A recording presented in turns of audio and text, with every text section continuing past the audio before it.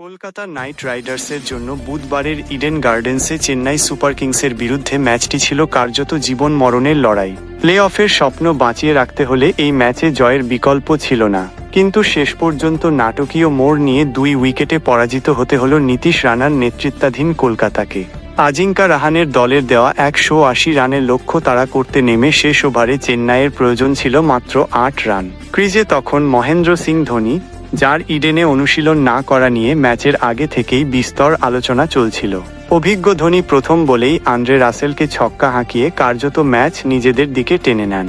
অথচ ম্যাচের শুরুতে কেকেআরের বোলাররা দুর্দান্ত পারফর্ম করেছিলেন।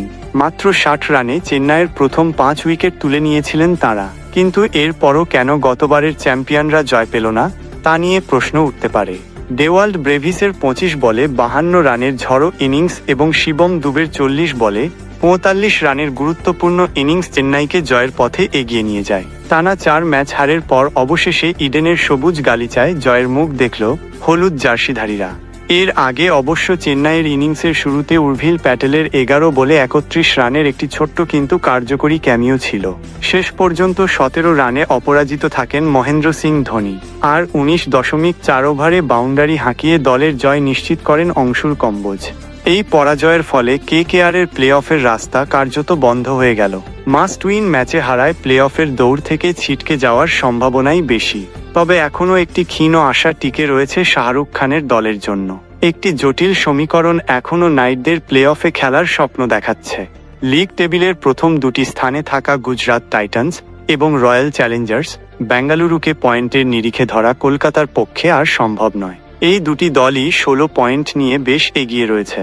তবে তৃতীয় স্থানে থাকা পাঞ্জাব কিংস 15 এবং চতুর্থ স্থানে থাকা মুম্বই ইন্ডিয়ান্সকে 14 এখনও খাতায় কলমে ছোঁয়া বা টপকানো সম্ভব নাইটদের।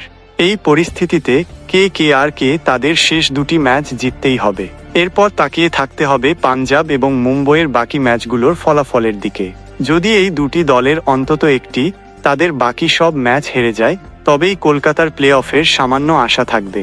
সেক্ষেত্রে মুম্বইয়ের বাকি 2টি ম্যাচে হার আশা করাই তুলনামূলকভাবে বেশি বাস্তবসম্মত। কিন্তু এখানেই শেষ নয়। প্লে অফের দৌড়ে আরও 2টি দল রয়েছে, দিল্লি ক্যাপিটালস এবং লখনৌ সুপার জায়ান্টস। তাদের হাতে রয়েছে আরও 3টি করে ম্যাচ। দিল্লি ক্যাপিটালস যদি তাদের 3টি ম্যাচের মধ্যে একটিও জেতে, তাহলে তাদের পয়েন্ট হবে 15। বৃহস্পতিবার অক্ষর প্যাটেলের দল পাঞ্জাব কিংসের মুখোমুখি হবে। এই ম্যাচে যে দলই জিতুক, কেকেআরের প্লে অফের ক্ষীণ আশা আরও দুর্বল হয়ে পড়বে। অন্যদিকে লখনৌ সুপার জায়ান্টস 11 ম্যাচে 10 পয়েন্ট নিয়ে লড়াইয়ে টিকে রয়েছে। কেকেআরকে এটাও নিশ্চিত করতে হবে যাতে লখনৌ পয়েন্টের নিরিখে তাদের টপকে যেতে না পারে। এই সমস্ত জটিল সমীকরণ একসঙ্গে মিলিয়ে দেখলে কলকাতা নাইট রাইডার্সের প্লে অফে খেলার সম্ভাবনা এক কথায় প্রায় অসম্ভব। একটি অলৌকিক ঘটনাই পারবে তাদের শেষ 4-এ পৌঁছে দিতে।